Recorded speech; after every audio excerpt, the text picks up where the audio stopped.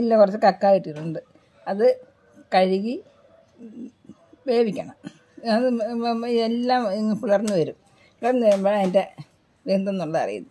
ഉടനെ അത് തട്ടിയിട്ട് അതിൻ്റെ ചൂട് പോകുമ്പം അതിൻ്റെ ഇറച്ചി എടുക്കണം. നേരം ചൂടാകുമ്പോഴത്തേക്ക് ഇതങ്ങ് പിളർക്കും. അതിൻ്റെ ഇറച്ചി വരും. ഇനി നമ്മൾ കക്കാത്തോരൻ വെക്കുന്നത് എങ്ങനെയാണെന്ന് നോക്കാം. ഇനി പാത്രം ചൂടായിട്ടുണ്ട്. കുറച്ച് എണ്ണ ഒഴിച്ച് കൊടുക്കാം. എണ്ണ ചൂടായി കടുക് ഇട്ട് കൊടുക്കാം. കടുക് പൊട്ടിയിട്ടുണ്ട്. ഇനി 2 പച്ചമുളക് ഇട്ട് കൊടുക്കാം. നമുക്ക് കൊച്ചുള്ളി ഇട്ട് കൊടുക്കാം.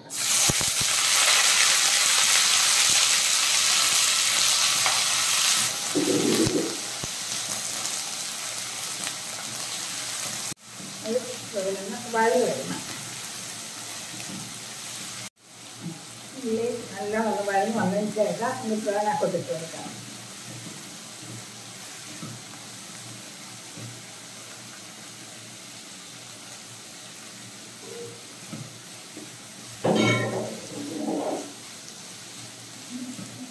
ഉള്ളി നല്ലതുപോലെ ഒന്ന് വഴന്ന് വന്നിട്ട് നമുക്ക് കക്ക ഇറച്ചിട്ട് കൊടുക്കാം. ചൂടിനൊന്ന് വഴന്ന് വന്നിട്ട് കുറച്ച് ഉപ്പും ഇട്ട് കൊടുക്കാം. പെട്ടെന്ന് അങ്ങ് വഴന്ന് തരുന്നു. കുറച്ച് ഉപ്പിട്ട് ചൂടിനൊന്ന് വഴന്ന് തരട്ടെ. ഉള്ളി ഏകദേശം അതിന് വഴന്ന് വന്നിട്ടുണ്ട്. ഇനി നമ്മൾ കഴുകി വൃത്തിയാക്കി വെച്ചിരുന്ന കക്ക ഇറച്ചിട്ട് കൊടുക്കാം.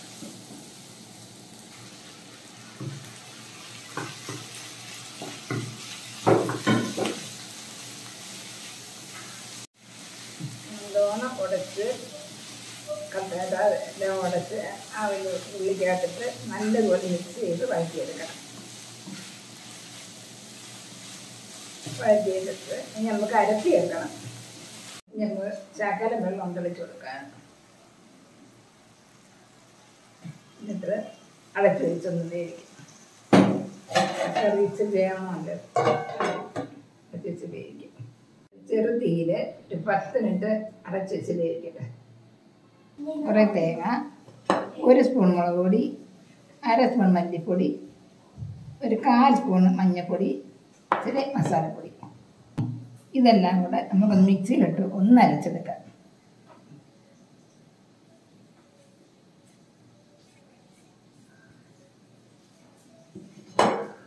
ഈ കൂട്ട് അരച്ചിട്ട് അവസാനം ഇച്ചിരി മസാലപ്പൊടിയും കൂട്ട് ഒന്ന് മിക്സിയിലിട്ട് അടിച്ചെടുക്കണം. ഈ കൂട്ടുകളെല്ലാം കൂടെ അരച്ചെടുത്ത് 10 മിനിറ്റ് കഴിഞ്ഞ് ഇനി ഇത് നമ്മൾ തുറന്ന് നോക്കിയിട്ട് അരപ്പിട്ട് കൊടുക്കാം. ശരിയായിട്ടുണ്ട്.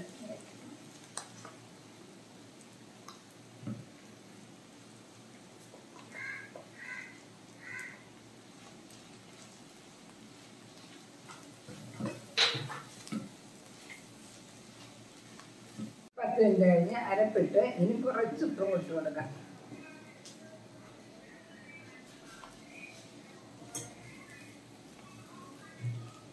കരിയേപ്പില ഇട്ട് കൊടുക്കാം. ഉപ്പില് റെഡിയായി.